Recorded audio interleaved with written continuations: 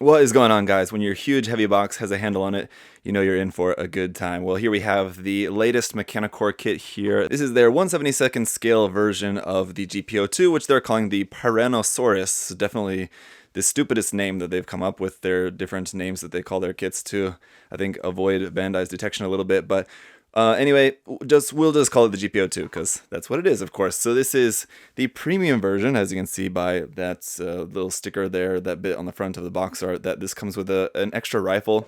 I don't really know if that's really all that great. When you have the GP02, you want the giant nuke bazooka, and I don't really know why you would really want an extra gun for that, but hey, you have an extra gun for it that I guess you can also display with it or something if you want. But I have a feeling probably the few people who actually get this kit and end up building it will probably just stick with the bazooka, I would imagine. But anyway, the premium version does come with that extra gun. Really cool artwork for the box here. The box is very big, but it's not as big as their past couple kits. This box is probably about half the size of their Perfect Xeon kit, the Ziegler.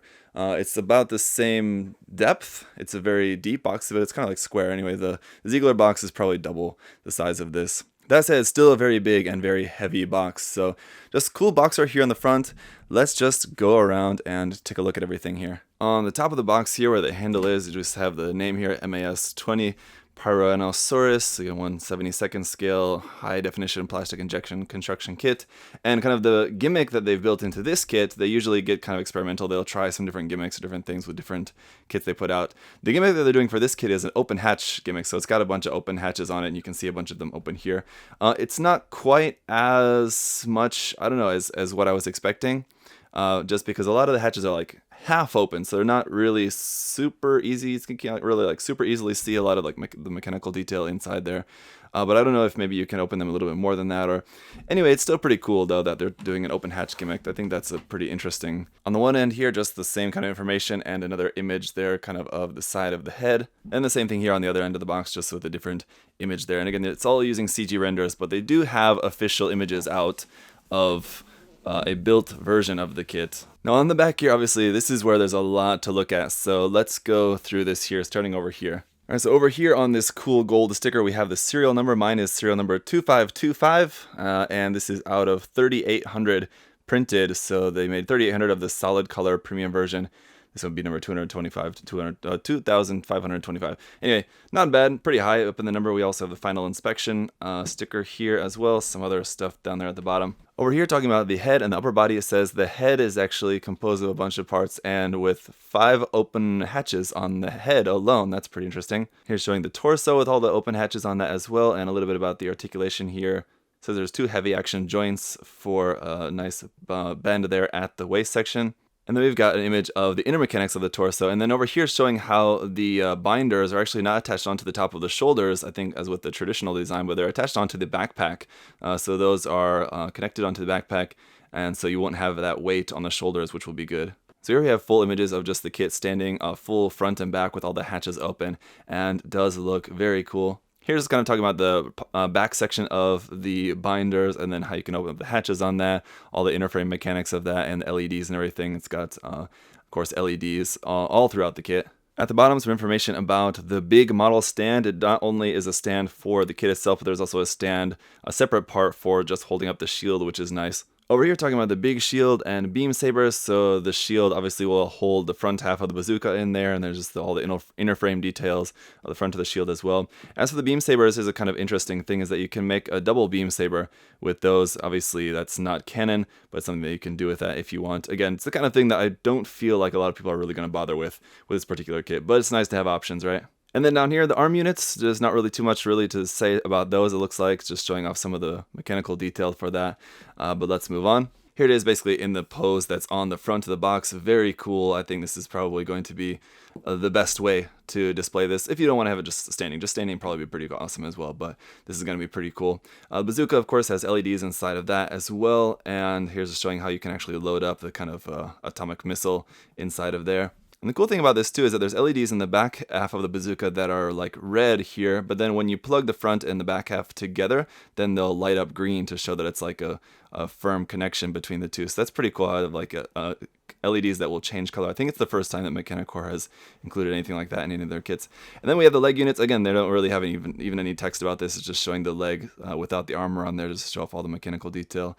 Very detailed in around here for that part. It looks pretty awesome. So let's get it opened up. We cut the official tape sticker there, and I'm sure there's probably an image on the inside cover of the box here as well, so I'll just show that to you. There usually is. Basically, it's just another image of just the back of it there.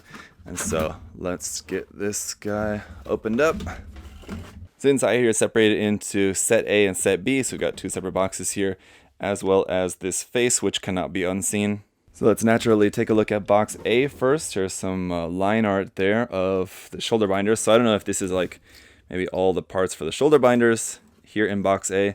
I kind of doubt it though. I think it's just an image. I don't know if it's completely random, but I don't think that's all that's contained in here anyway. Well, let's just get it opened up and find out. Seems like there would be a lot of kit left over other than just this shoulder binders on here. So got just basically tons and tons of parts. Let's just get a first look here. This is a pretty good runner to pull out right off the bat because very detailed parts on here, of course, with it being all the vents and everything. So let's check out how the molding is. Because there's so many runners with this kit, I'm not going to go through and show you guys every single runner in the kit, but I'll just show you a few examples just so you can get an idea. And I gotta say, all the detail does look really nice. The plastic, I can definitely feel, does have that kind of Chinese model kit plastic feel. It doesn't have the exact same feeling as a Bandai kit, so it's not like as perfect as that, but it does look really good, and the details are crisp. It's just going to take some sanding. I think if you're getting this kit and not expecting, and you're planning on painting it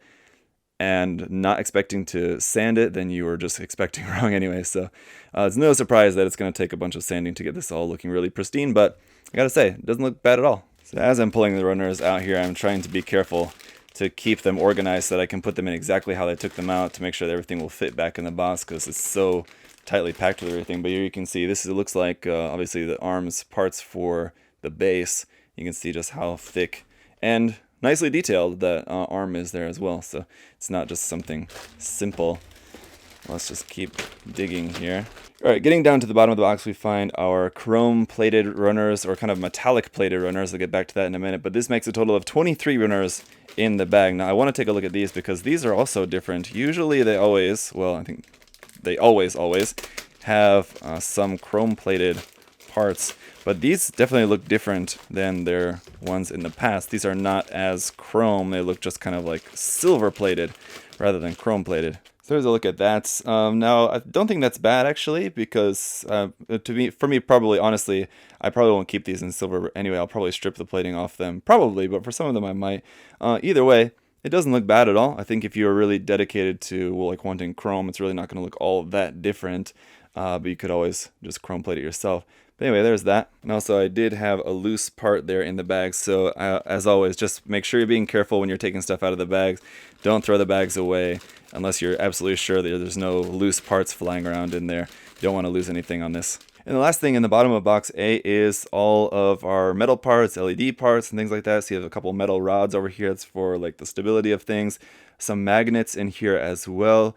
A whole bunch of little screws and these little detail parts. I don't think these are actually, let me give you guys a closer look so you can see what I'm talking about. I don't think these are actually for any kind of like functional use. I think those are just basically kind of like photo etched, just like detail parts basically. And then of course all of our LED stuff there. So notoriously, a lot of people have had trouble with Mechanicore's LED stuff before. They've had to fix it. They've had things break, like wiring come apart while they're putting the kit together. So just keep in mind that that very well might happen to you while you're building the kit. I know that's pretty common. All right, so let's get into box B here. Box B also has the opposite binder on it. So I think obviously the binder illustration on here is nothing related to the actual parts inside. It's just what is there just for some kind of decoration for the sticker, basically, for this. A little bit unnecessary, this sticker here on the inner boxes as well, I'd have to say. But whatever the case, it's there. All right, so in this box, we've got some interesting stuff here right off the bat. This is going to be our kind of like all our paperwork and things for it. We can see also have our photo etch parts. Let's take a look at those. Not as expansive a photo etch sheet as we've seen with some of their past releases, but definitely a lot of parts on there, so those will be pretty nice. And you'll notice they're also the type that are not actually connected, so you don't have to actually like cut and sand them from like the main plate or the main runner.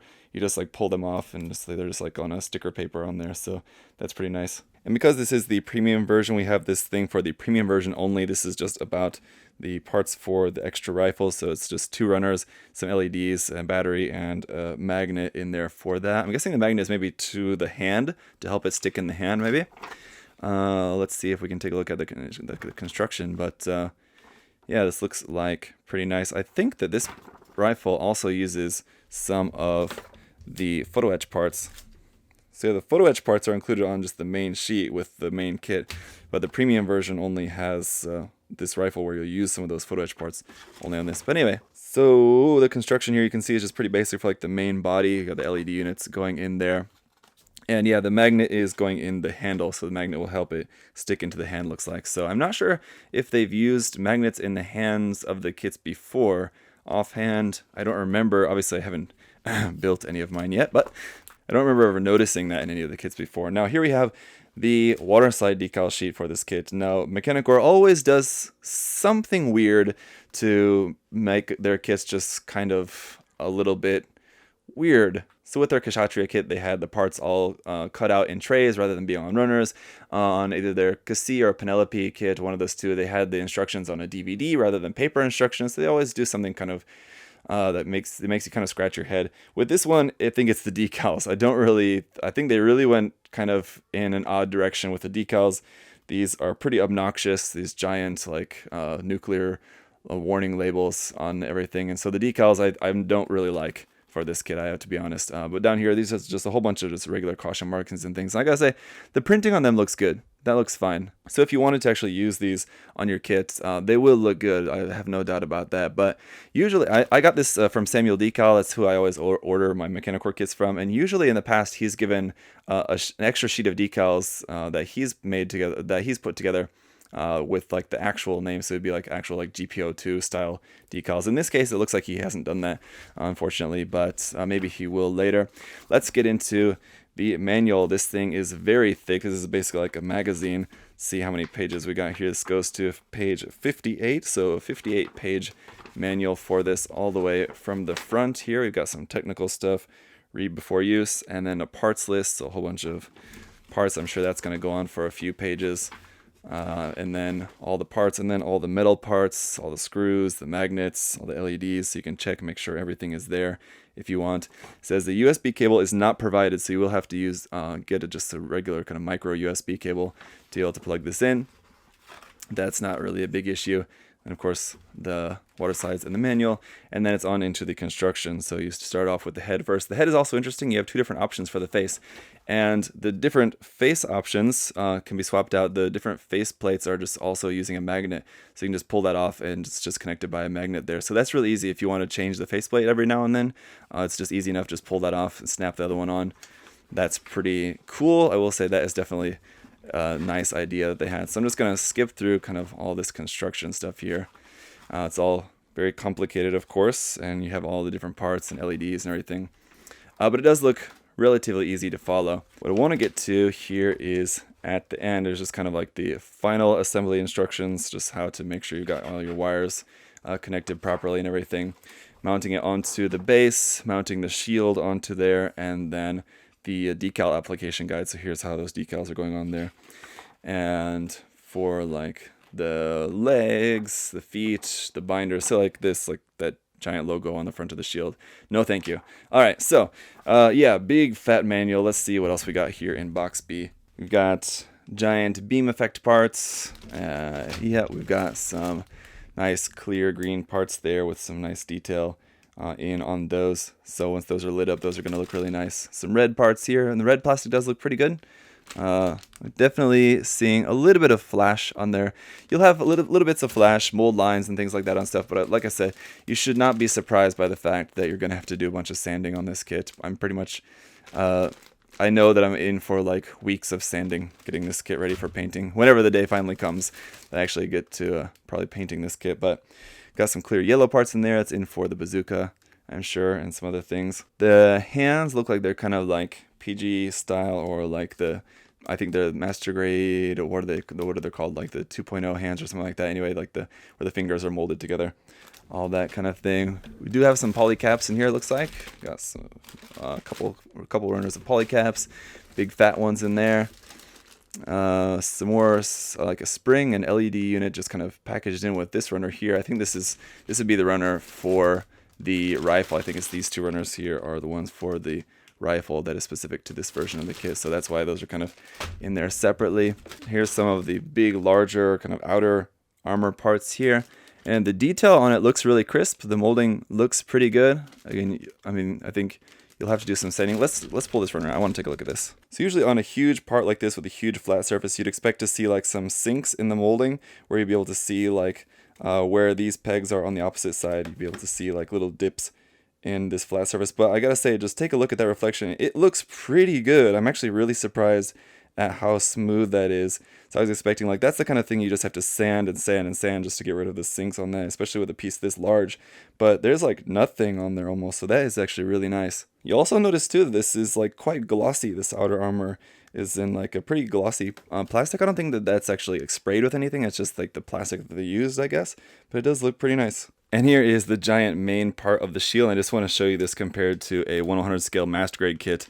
And yeah, it's big. So this kit is larger than 1/100 scale. It's 1/72 scale is what they're calling it, but actually it's probably closer to like what Bandai would put out as a 160 scale. So it's probably going to be about perfect grade size. So you can just see like how huge that's going to be. And also here is the big giant piece here for the base. Again, pretty nicely detailed on there. It's nice. It's got some nice kind of mechanical detail in there. Once this is actually all painted up or anything too, I think this will look really good. It's painted like in grays and things like that to look like an actual kind of like hanger base rather than just being white. This will look really awesome. So yeah, just all the way down to the bottom of the box, it's just all just runners. So we actually have a total of 29 runners in this box, including like the beam sabers and the base. So that gives us a total of 52 runners in total for this kit. It's quite a lot. So that is it for unboxing this guy. I'm just gonna seal them all back up because, as you might well guess, this is just going to stay in the backlog for the time being. But yeah, I never get around to actually building these kits, but this year, I want to start building one of them. Now, it's not going to be this one. I'm probably going to build either the Cassie or the Deep Striker, one of the two Mechanicore kits I'm planning on starting to work on later this year. I know it's been a long time waiting, and it's just a matter of time. If I had the time, I'd love to build these kits, but obviously these kits take a lot of time, a lot of work, just as I mentioned, the sanding. But even aside from the sanding, fitting issues, they're pretty good quality as far as I know, as far as I've heard, but they do have fitting issues. They do take some time and effort. They're definitely not for beginners, and they're really expensive too. So I mean, it's the kind of thing that I think these aren't the kind of kits that just everyone's going to want to pick up. They're limited, they're expensive, they're big, they're complicated, and they're not easy, but they look pretty amazing. They're pretty huge and gigantic pieces for anyone who has expensive taste for collecting this kind of stuff. So that said, I think it looks like an awesome kit. I've never really been a huge fan of the GP02, but I think they've done a pretty interesting job of redesigning it and making it look pretty cool. So if you guys have any other further questions or comments, feel free to leave those down there in the comment section below. And I'll hopefully see you guys with some more Mechanicore stuff later on in the year. With that, guys, I'll see you next time. Bye-bye. Thanks for watching.